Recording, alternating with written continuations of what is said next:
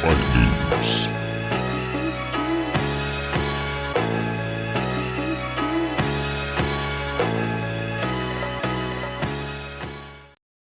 What up? What it do? How you feeling? What's new?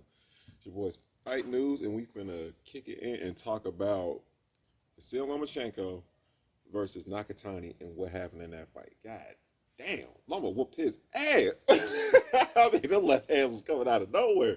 Yo, Loma showed that he had some a little punching power on this one, man. Loma was throwing with some grown man punch. I think Loma been watching like some of these videos that people been putting out, and he was like, "Yo, I'm finna let y'all know that I'm not playing around this time. Y'all think I just pity pat?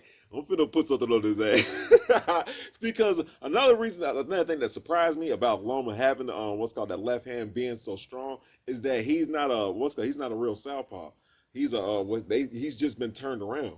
So, that's why the right hand's always been so good with him, that his jab's so good because that's his dominant hand. That's his like his right hand or whatever. But this one, he showed that he's got some power.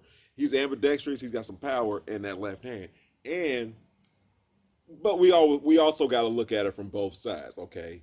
We're looking at this because he looked bad in his last fight, and because Nakatani looked good against Felix Verdejo, who they had like a back and forth, and Felix really wasn't never that good in the first place, or wasn't really hyped.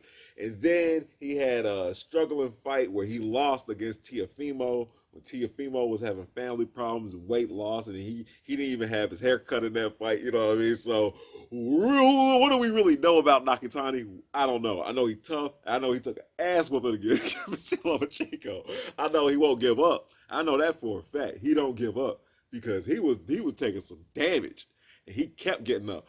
And the foot speed was the difference in this fight. The foot speed was just like it was just too much. I always tell people, if you don't have if you can't pivot with Lomachenko, if you can't pivot when he's going on the side of you, if you can't pivot him off of you, if you can't pick him off, you're going to be lost. Because he's just going to be too much. He's going to be on this side, and he's going to be on this side. He's going to be what's going to counter you. It's going to be too much. So that's why judging off of his since we haven't seen. See, this is my questions. Teofimo, they say he just caught. Well, we don't know if it's true or not. They say he caught COVID. Teofimo's already known for having asthma. How is he going to look against Camboso? How is he going to look against, in the next fight? That's what I'm trying to say. I said it in my Lomachenko Teofimo fight review last time. The fight was even, but the fight was really lost by Loma.